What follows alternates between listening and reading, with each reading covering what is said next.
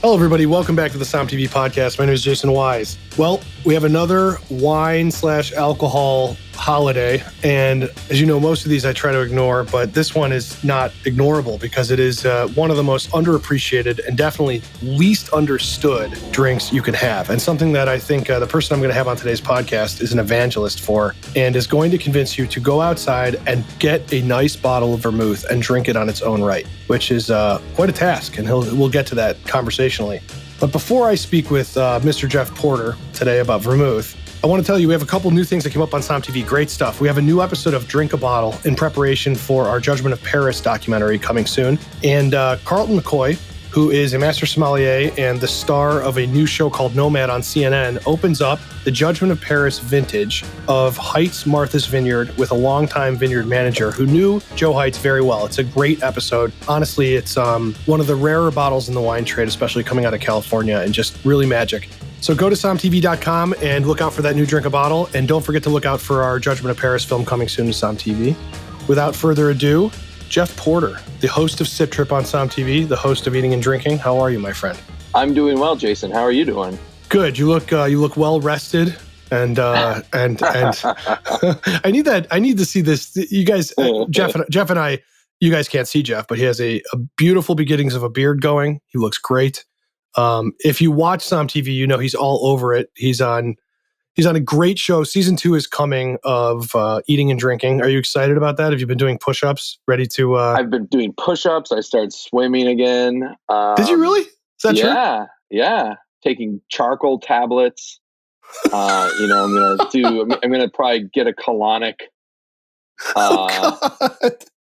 Before I start my eating and drinking binge. I was describing the show the other day. So they were like, what is the show? It's like, well, you watch me eat, drink, and get drunk. And I talk.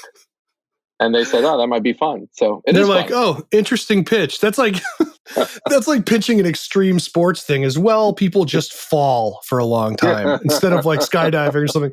The show is really great. And one of them, part of the reason you're on is from season 1. You did an episode on vermouth, and I my eyes were truly opened. I have always liked vermouth, and when I go to Italy and when I go to Europe, people are drinking vermouth on its own. But I learned more in your 26-minute episode on vermouth than I think that I've ever known about the drink. And so, what do we want to start with? Why don't we start with why you care so much about vermouth, this drink that our grandmas put with vodka or gin? Why do you care? It's delicious, and it like any beverage, it has its place in beverage history. It's fun, it's refreshing, and it's different. Like, I like drinking wine all the time, anytime, but sometimes I like to mix it up. And I think the thing I really enjoy about vermouth is it's not as strong as sipping on gin or whiskey, but it's got a little more potency than wine. And then the aromatics, being a person that loves aromatic wine and just like smelling the world around them, be it good or bad, it's just a different take on what you can put in your body. And like, what do you mean by aromatic wine? I mean, I just for listeners, what does that mean? So let's just, it's still wine. So an aromatic varietal like Riesling, Sauvignon Blanc, Gewürztraminer, something that has a lot of potency. So Moscato in Italy. But an aromatized wine, which is what vermouth falls into, is a wine base that they then steep herbs and botanicals in. So that could be where we get the word vermouth from, Vermouth, which means wormwood. Different herbs, think like cassia bark, star anise. It's almost, you've done an episode with Sabato about Amaro, and it's very much the same thing because these were originally medicines. And it's just over time evolved into something that we like to drink. And that's why I think it's fascinating. And I have this penchant in my soul for some reason of always fighting for the underdog. All my sports teams suck. They never win anything.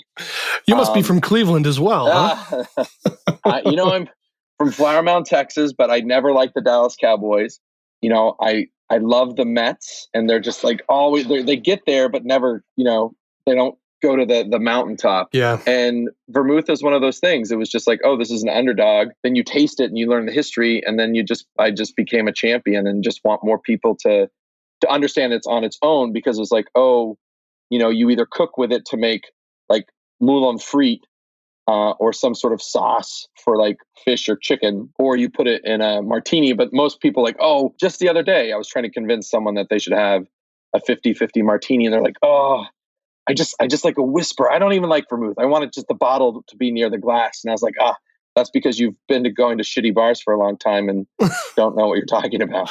You're trying to tell me that the 2 green bottles of vermouth that are sitting up on that shelf above the old register for 429 years, underneath a hot light, are not good? Is that what you're trying to tell me? I'm sorry to break it to you. Those are not good anymore.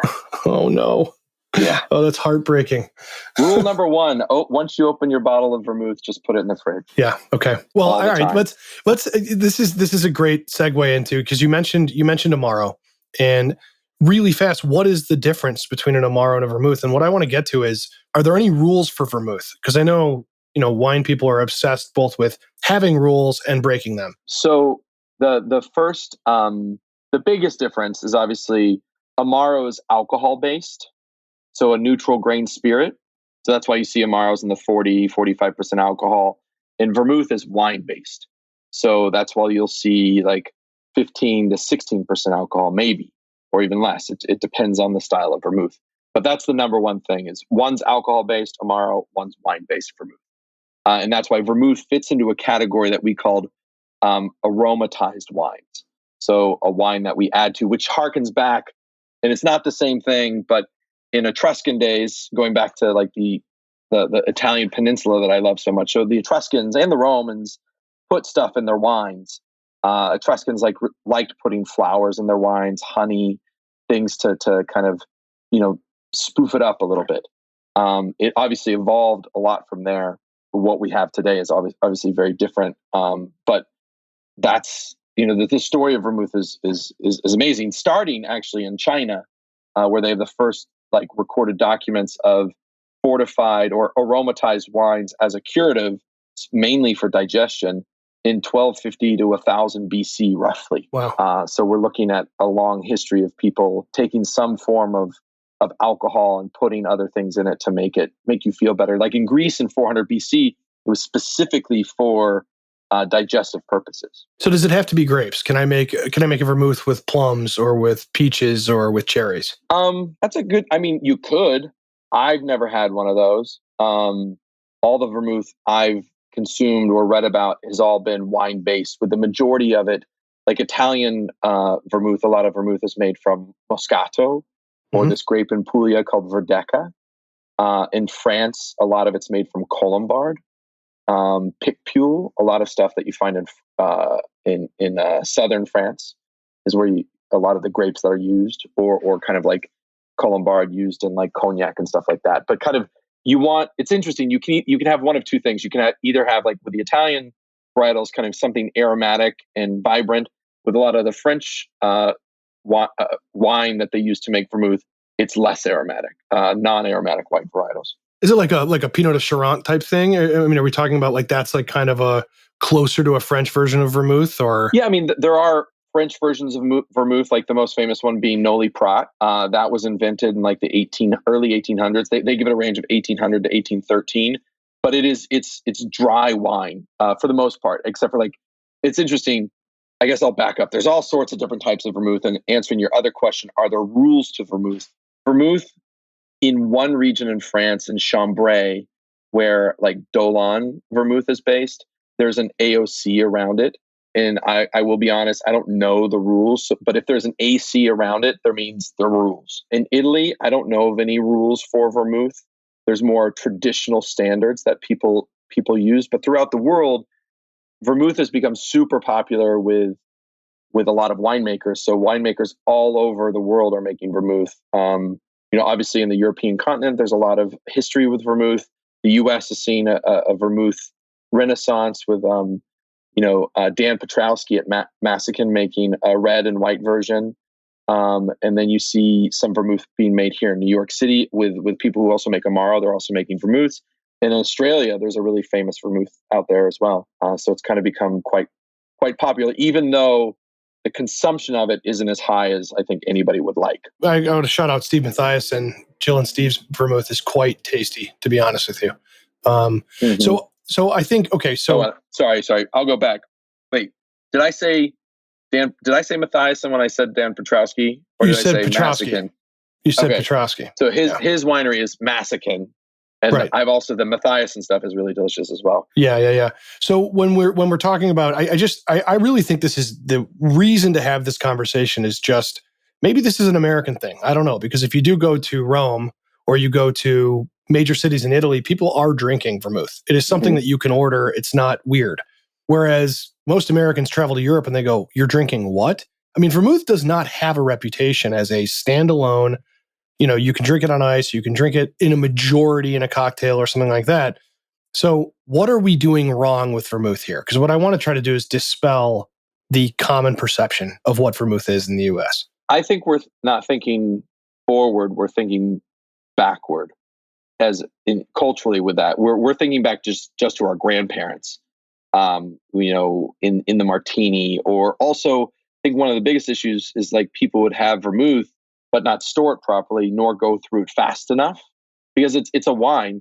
It does hold longer than your normal wine. So like if you open a vermouth, you can keep it for about a month in your refrigerator before you need to throw it out. But it's just like, you wouldn't keep your white wine or even a red wine just uncorked for a month, right? It would go bad by then. Sure. So it's the same thing. So I think a lot of people were making cocktails that were just not good, and getting a lot of, and this is just like anywhere else, there's a lot of commercially made, really crappy vermouth. And it wasn't until I'd say maybe 15 years ago, and these have been produced but not brought to the United States for a long time. Like Carpano Antica really started I remember seeing that come in San Francisco when the craft cocktail movement really got revving up and people starting to make Manhattans with Carpano Antica. And it was interesting because that's where I first kind of saw it. And I was like, oh, can I try that on its own? And I was like, this is delicious. And the cool thing about vermouth is like I said earlier, you just get a different flavor profile. They can be light enough, like specifically during the summertime. If you get a blanc vermouth, a dry vermouth too, a little, lemon or citrus twist with soda water and ice, it's like having an already pre-batched white wine spritzer. And there's nothing better than that. You can do the same thing, an Americano is another, just vermouth and soda, or vermouth and Campari by itself is just delicious without the stronger additive of gin or tequila or whatever you want to add to it. But I just think that's where we've gone wrong, and we've just probably had bad examples of vermouth. And then for some reason, we got away. And I think from talking to people, it happened in like the late 60s and 70s during the kind of the cultural revolution here in the 60s, is people wanted to move away from what their parents were doing. So cocktails were super popular, martinis, Manhattans, 50s and 60s. And then when the generation during the Vietnam War came of age, they were just rebelling against all of that. And I mean, I remember like, oh, you're going to have a Manhattan? That's so old fashioned. Not to mention an old fashioned, Exactly. No, pun intended. And, I think that's kind of where we got away from vermouth. And it wasn't until people started going back to Europe for vacation or study abroad, like for you in Florence or whatnot. For me, my true introduction of just drinking vermouth on its own happened in Spain, where there's also a big vermouth culture. And you'd go into these bars and they'd have vermouth in a small little barrel, and it costs like a euro. And you're like, oh, I'll take a little glass of vermouth, and they put one ice cube in it, and you just kind of sip on it and you sit outside. And there's that kind of cafe-ish culture to it that we just lack here. When I went to film school, there was a guy I went to film school with. His name is Jeremy. I call him out, and we were both big fans of a film called The Talented Mr. Ripley, which if you haven't seen it, it's a great family movie, watch it with the kids. But it's also it's a beautifully made film, and it makes the second you watch, you're just like, man, I want to go to Italy, until of course people start dying midway through the film. But the first half is like, movie, right? Yeah, Matt Damon and Jude Law, and everyone's beautiful, and Kate Blanchett, Blanchett, and there's a nice boat. Well, they're I actually in remember. Positano. Oh, So like Positano. Okay. they have a name for the town, but it's really Positano. So it's like 1950s Italy, immaculately reconstructed, and everyone's gorgeous and glistening and bronzed. But they drink vermouth in it. So I had this friend in film school. We would watch that movie and we would drink vermouth. Now I'll tell you, the vermouth we were drinking was crap vermouth. But it was the first time somebody poured vermouth for me. I think I was in my early 20s. It was just on ice with a lemon twist. Because it was cool to watch this movie and drink, whatever. And I will be honest, I was shocked by the simple fact that you could just drink vermouth straight. And it's now looking back, I've done these movies and worked with this team and worked with people like you. And it's kind of shameful that I would say that I had no idea you could drink this thing.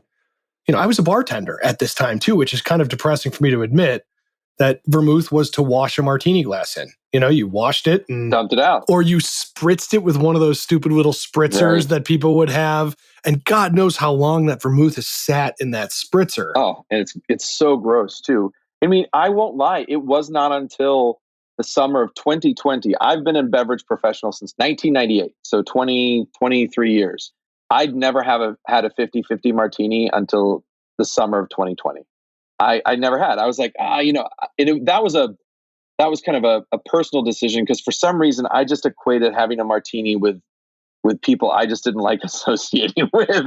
So it was this associated thinking because people would always come into the restaurant. I'll have a martini, please, and they would say martini, but they were just having cold vodka, and that always just angered me because I was like, but there's nothing wrong with that. You can drink. I mean, that's a straight, just like an injection. It's like just put it right in me. But they're like devaluing the history of the cocktail itself. And I was calling myself the other day like the Indiana Jones of kind of like alcohol for some. Like Indiana Jones would always say, "Oh, it belongs in a museum," because the idea is like more people need to see the art or more people need to see the artifact. And for me, is like, more people need to have access to the things that I think are cool in the alcohol. He did break a lot of shit, though. I will say, Indiana Jones did break a lot of shit to get to like one cross of Coronado into a museum. But whatever, I don't want to get it. This isn't a movie pod. I wish it was. To get that one bottle of vermouth I wanted. Yes, of course. But I think it just goes back to, it's just not part of our culture. Like we drink and it wasn't until like vermouth really didn't start taking off again. And all the credit in the States goes to all the great bartenders who when they went to Europe, they were tasting Carpano Antico. They were tasting, Martini Rossi's first formula. They were tasting Dolin vermouth, which is from France. It's the best, in my opinion, it's the best dry vermouth on the market. It's so good by itself. And it makes, when you have a 50-50 martini, for those listening, it's super easy. Just take 1.5 ounces of gin, 1.5 ounces of Dolin Blanc vermouth, extra dry, stir it on the rocks, and then pour it, give it a little twist or an olive, and you'll have the best drink you've ever had in your life. That's interesting. So how can people, can people get this vermouth at liquor stores? I mean, is it relatively common? It's relatively common. It's not very expensive. Dolin, I think a 750 of Dolin clocks in at like $22 or something. And if you think about that, you only need an ounce and a half. A 750 bottle is 24 ounces. So, it's like 16 martinis. I can drink that in a month. You can do that in a month. That's easy. That's 8 lunches. Right. Or if you're watching like Wolf of Wall Street, that's 1 lunch. But that's exactly. Many movie references as I can possibly get in. But it's the same thing with like I said earlier with Carpano Antico. When I was at Mozza as the wine director there, I had read David Wondrich's book called Imbibe, which is kind of like the history of cocktails. And it's a great book. I highly recommend it. I think he's an amazing writer. And it talked about the first Manhattan being, again, a 50-50. So like when cocktails first came out, vermouth was super popular across the globe. People in America were drinking vermouth, and it transported easily and it didn't spoil because there was a little alcohol in it. It was a little fortified to give it a little more punch, but also to help it in shipping. And so, when Jerry Thomas and all the early, bartenders were making up these cocktails, they were very vermouth forward. So the martini was 50-50. The Manhattan was 50-50. You look at all the great recipes there's a ton of vermouth in a lot of the cocktails. And when you have a good vermouth and a great rye or bourbon, it changes the drink. It makes it totally different, and there's more complexity because a great vermouth is going to have more aromatics, more vanilla, more citrus, more cardamom, whatever aromatics they use or spices, and it just changes the drink to another level. And so all the credit for piquing, I think, everyone's interest in vermouth in the States goes to those bartenders who really got the craft movement back on its feet. And for those twirly mustaches that they had. Exactly. It's interesting to think that there's no snobbiness with mixing this with another, because in a lot of cases you find artisanally made things, people are straight up kind of snobby, like don't cut that with anything, don't drink it straight. But it's interesting to have something where you can drink it straight or you can mix it and it's still kind of a drink of the people and not this like totally hipster thing. I think vermouth is a really interesting. Does vermouth get really expensive, or is it mostly there's some that are expensive. Like there's a one out of Spain called Partida Cruz, which is this really cool, hip, natural winery out of Spain.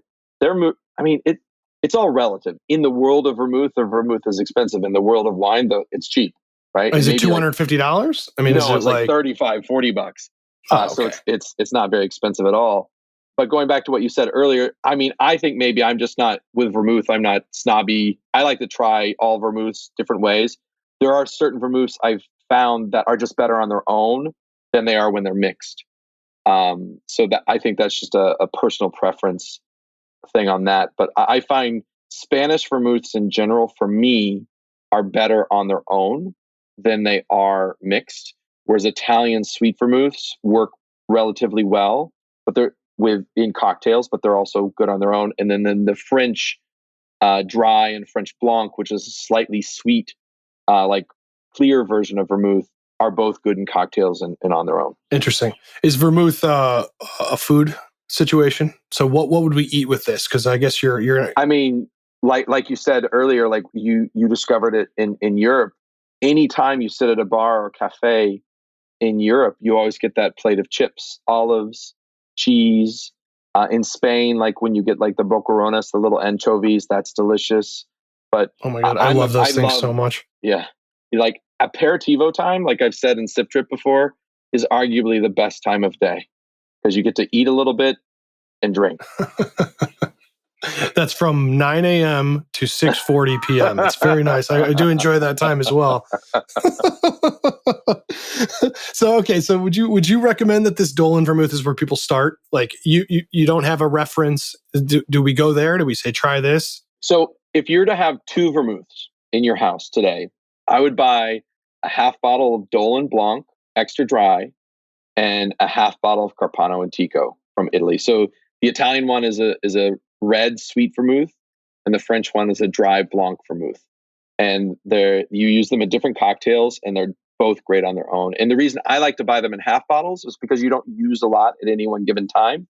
So it just stays fresher. Because the key, just like with wine, is it's better fresh. Mm-hmm. Makes a lot of sense. This is great. All right, now give me. So cocktails, obviously, if it's just a half and half thing, I get it. Give me another cocktail that people can try with one of these vermouths that's a little more unique. A little more. You know what? To be honest, you're asking me a question that I'm not super good at. Because how about a Manhattan? How about like what's your version of a Manhattan? Oh, my Manhattan. For instance, 50-50. my parents. Oh, really? That's it? Straight up? You go bourbon, like a good bourbon, and then, or do you use a different kind of whiskey? So my favorite version of the Manhattan, because I use Carpano Antica, and Carpano Antica is rich. It's a very rich vermouth, and so it's a little sweeter than some others.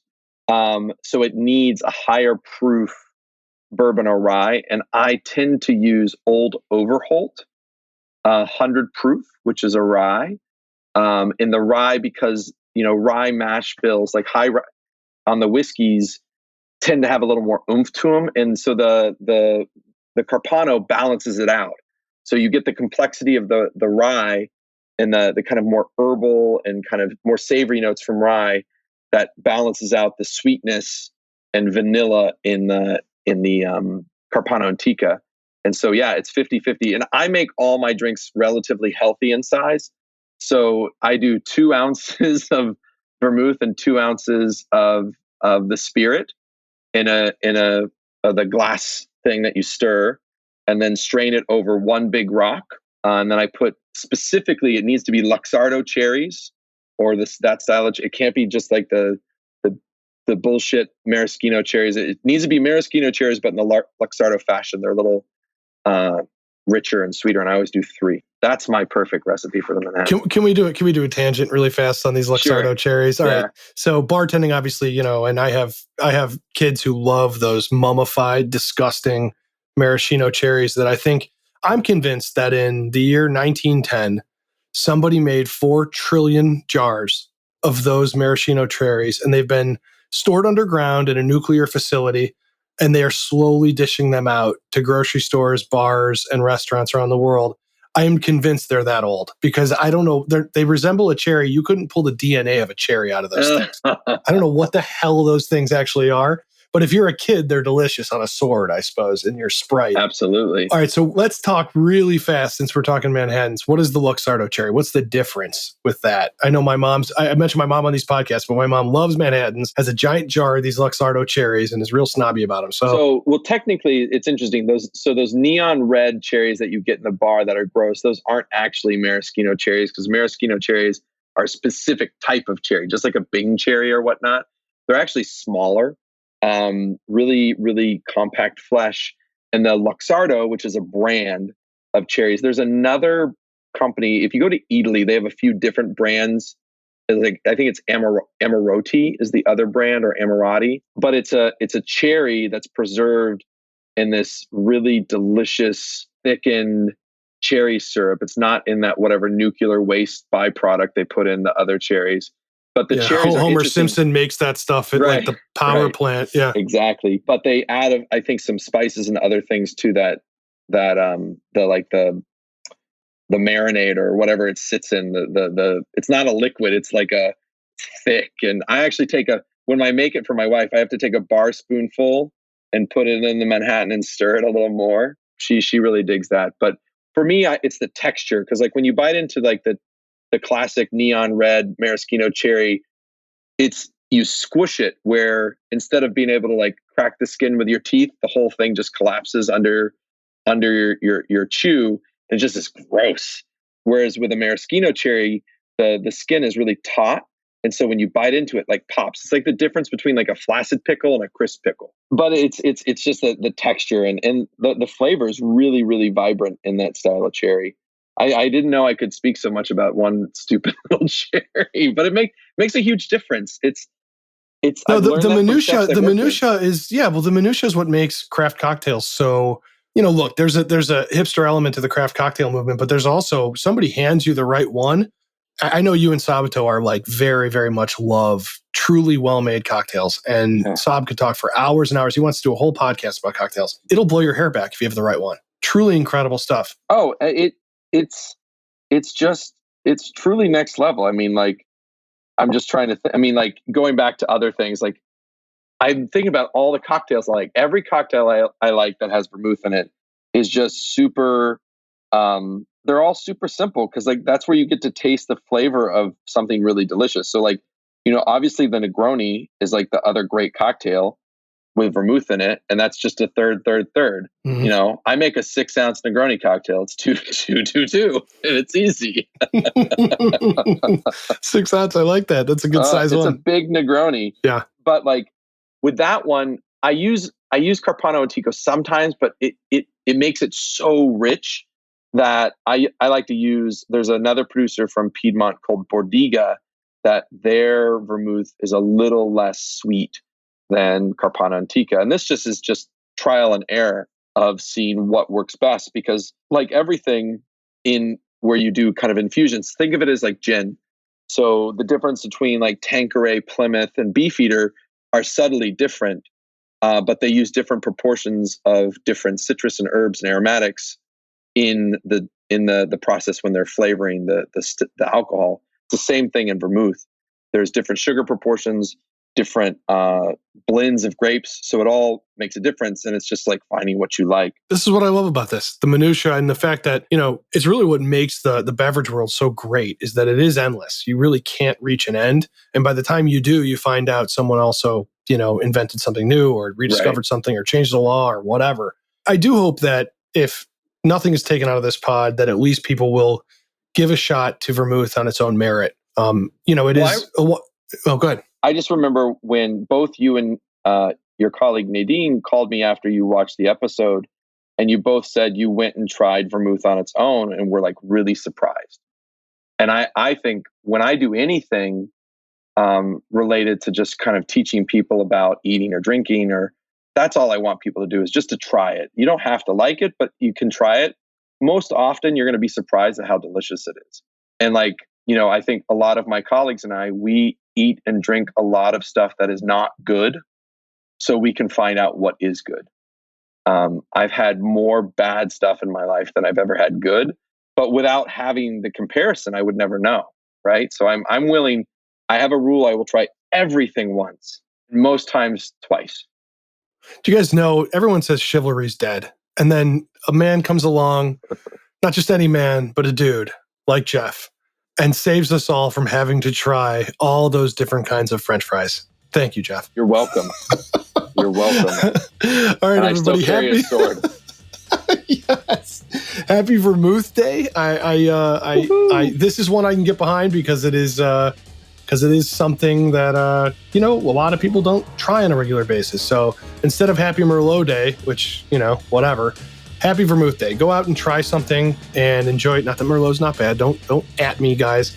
But I was just about to at you. I know. I just meant that there's nine wine holidays a year for every grape. You know it, and I know it. But Vermouth and Amaro and these artisanal, regional type beverages really deserve a lot more credit.